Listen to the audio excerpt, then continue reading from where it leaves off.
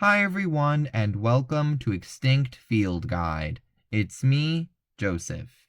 In today's video, I will be discussing why I think the Scarlet Paradox Pokémon are legitimate evolutionary ancestors as a sort of a capstone for the series I concluded last week, at least for now.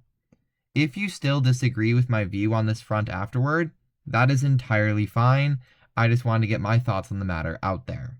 All works and images used are linked in the description of the video, so without any further ado, let's roll the intro and let's get started.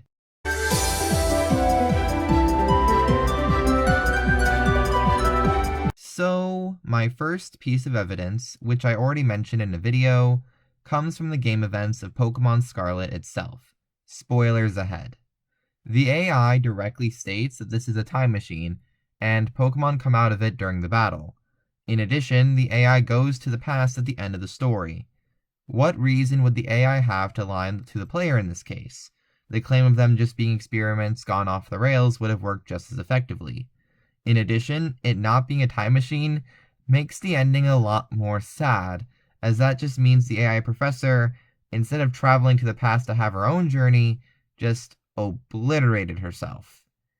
This part of the story is already sad.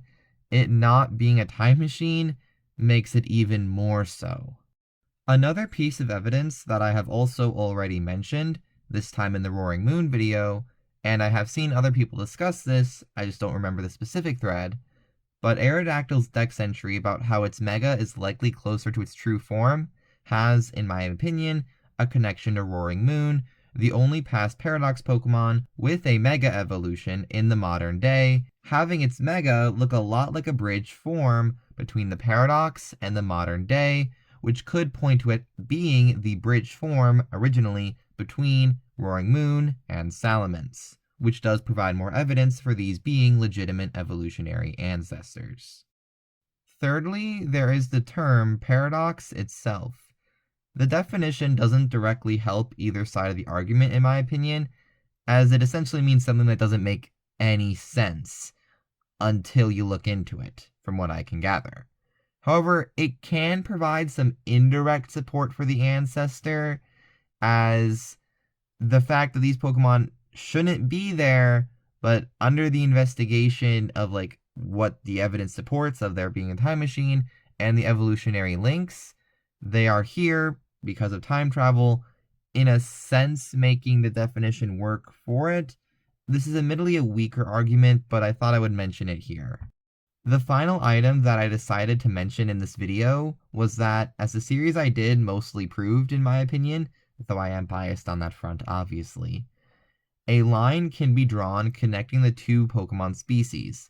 It isn't a completely off-the-wall change, which, in my opinion, does point this to being a legitimate evolutionary link, as while you can have drastic changes over time, more subtle ones are typically more common. So the fact that these Pokemon aren't drastically different from their current, modern day relatives does, in my opinion, once more, point to a legitimate evolutionary link between the two Pokemon. So, that is why I think that the ancient Paradox Pokemon are indeed the legitimate evolutionary ancestors of Pokemon we see today. Again, as I said earlier, if you still disagree with my opinion, that is entirely fine. Just be polite about it in the comments of the video so we can have a constructive discussion. Do you have a reasoning for why these Pokemon are legitimate evolutionary ancestors that I did not mention? Let me know in the comments down below, and until next entry, have a great day, bye!